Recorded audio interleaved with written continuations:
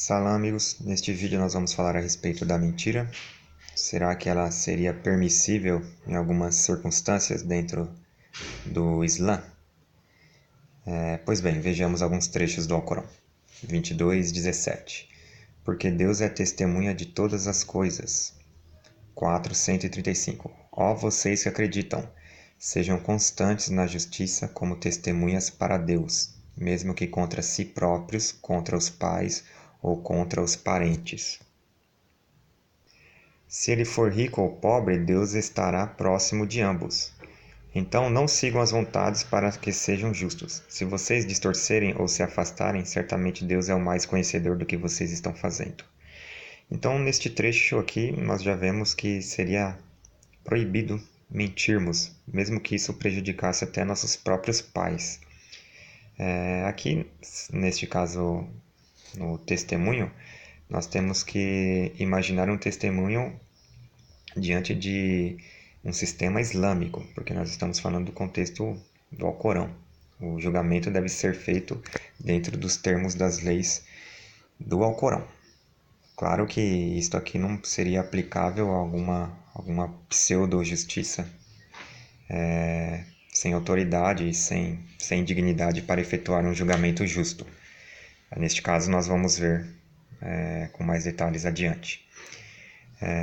5:8. Ó vocês que acreditam, sejam constantes para Deus, sendo testemunhas em justiças, e que o ódio para com o povo não vos induza a não serem justos. Ou seja, mesmo que nós tenhamos raiva de alguém e durante um testemunho ali, a participação de um julgamento, nós tenhamos esse ódio, essa raiva, mesmo assim nós não podemos mentir para prejudicar esta parte. É bem interessante esse trecho aqui, esses trechos, né? Na verdade, eu gosto muito porque eles falam, inclusive, da diferença do rico e do pobre, né? Não pode ter distinção ali durante o julgamento. E até mesmo hoje, né, dentro dos países muçulmanos, aí nós vemos muitos tribunais injustos, né, que colocam penas que estão fora do Alcorão, como apedrejamento, decepação, morte a homossexuais, etc. Nós não deveríamos nos submeter ao julgo dessas pessoas que não estão seguindo as leis do Alcorão, elas estão seguindo a lei de Satã, na minha opinião. Quem quiser se aprofundar um pouco mais neste tema, pode pesquisar no meu canal mesmo, tem este termo aqui, ó, taqiyya, tá certo? Existe uma explanação um pouco interessante que entra também dentro do cristianismo. 9:7. Como os idólatras poderiam ter um pacto com Deus e seu mensageiro, a não ser aqueles com quem pactuaste junto da sagrada mesquita? Então, se são retos convosco, sejam retos com eles. Aqui é um princípio da reciprocidade, do talião, né? Se eles são verídicos, se eles são sinceros com a gente, nós sejamos sinceros com eles e vice-versa. Então aqui nós já temos uma permissão, né? No caso, num conflito, uma situação que pode ser até exagerarmos ser de guerra, existe ali estratégias que ludibriam o adversário. Então, no caso de estratégia, seria permitido ali mentir, né? Você enganar o seu oponente. Aqui, uma piada, deixa eu ver. Aqui algumas coisas que eu gostaria de compartilhar com vocês, né? Uma frase do Nikola Tesla. Se você quiser encontrar os segredos do universo, pense em termos de energia, frequência e vibração. Achei muito interessante isso aí, principalmente na física.